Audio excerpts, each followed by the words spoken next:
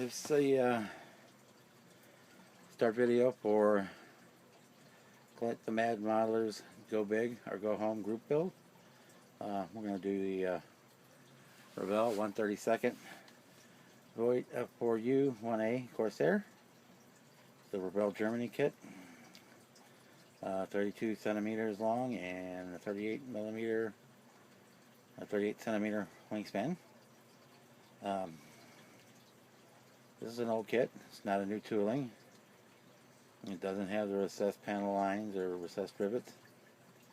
It's a rebox of the old kit. What it does have going for it is it's about $20 as opposed to $140 for the Tamiya. So let's jump right in and look at some of the parts here if we will. Since I've got it out here handy, we'll start with the fix my focus here with the canopy and clear parts.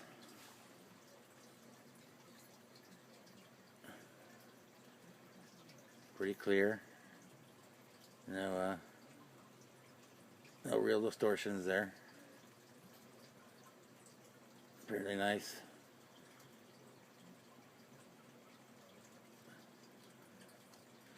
No big scratches or goobers on it anywhere.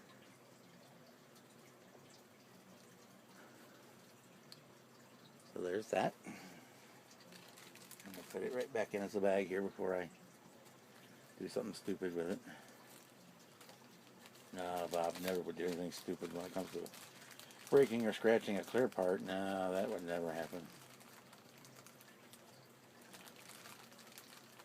There we go. All wrapped up. Okay, first sprue we'll take a look at here.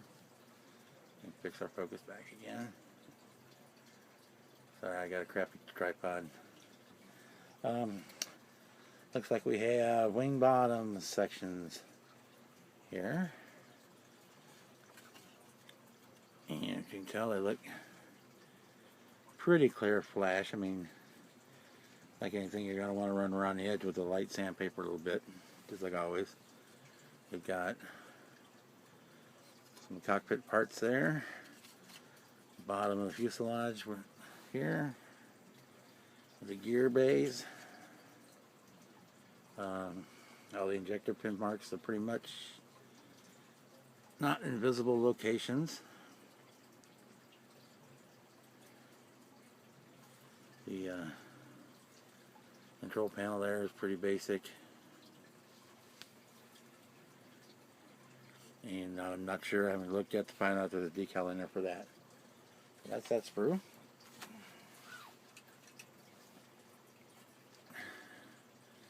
So our next sprue. And our prop, it does have a little bit of flash on it. Cowling. The main engine parts, looks like we got 1, 2, 3, 4, 5, 6, 7 parts. 1, 2, 3, 4, 5, 6, 7, yep. 7 sections to make up the engine.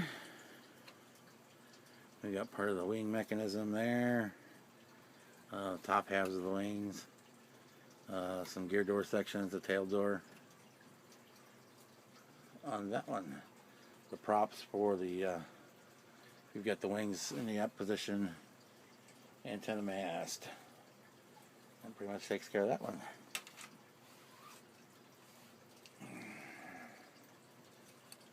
Next we've got our fuselage half.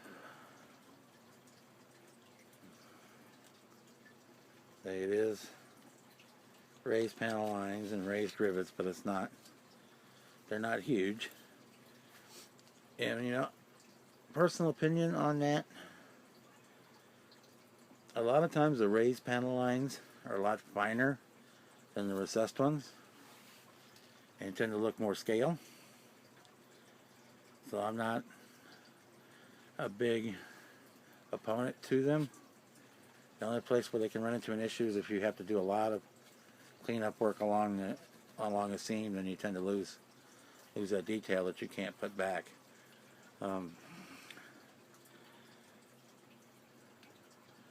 Here's bottoms of our horizontal stabilizers. Again, some more wing parts.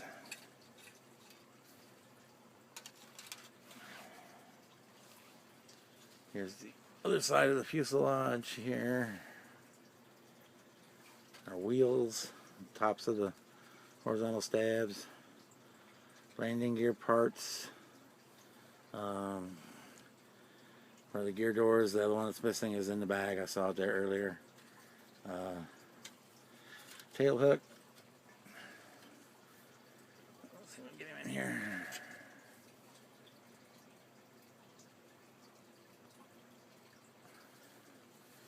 Here's our pilot. Not sure if we're going to put him in or not. Maybe not. A little bit of flash on him, but figures always have flash. So there's pretty much only the one sprue that had much flash on it at all. It always seems to be that way in the kit for some reason. Don't know why. There always seems to be one sprue that has more flash than the others.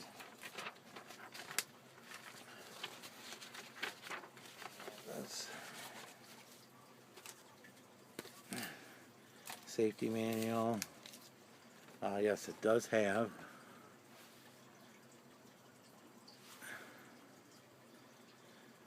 decals for the cockpit. That's nice.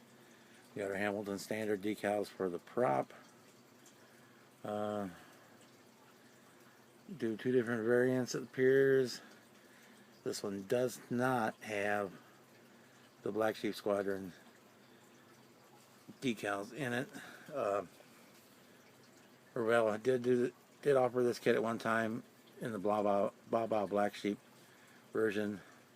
So we may have to go make a look on for some aftermarket decals to do that, to do the Boeington's plane. Let's see if I can find them without too much difficulty. Revell Germany decals are always decent. We've never had a problem with them.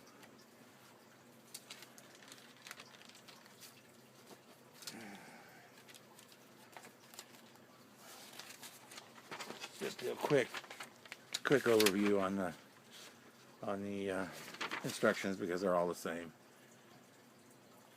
And you can go online to Revell.com and look at them.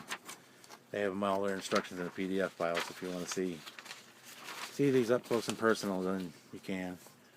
We've got sprue mat, basic assembly like normal. You start with the cockpit engine, assemble the parts into the fuselage halves, doing the landing gear, putting the wings together. This kit does feature movable wings, but the pieces are awful fragile, so you pretty much should decide if you're going wings up or wings down, and just build it that way and leave it alone. So not a lot of parts in this kit, and it's pretty straightforward. Should have a half, if I remember right from last time. The fit was pretty good. Nothing too outrageous. So they do show you the optional wings up, wings down, but from what I remember, this kit, those pieces are very fragile, and so you want to pretty much pick one way or the other. We've got our painting guide and decal placement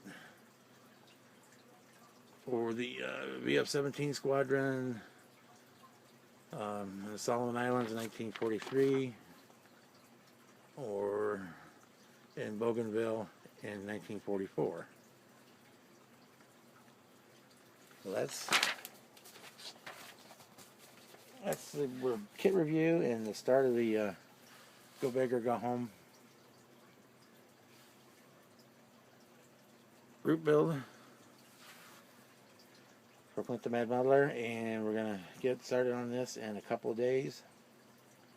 I have to finish the F-86 Dog Saber first, and I need to get working on the Millennium Falcon also, so it'll be a week or so before we get into this one, but we'll post regular updates on it. So guys, that's it for now. We'll show you some pictures of the sprues and whatnot at the end of the video. Have a good night.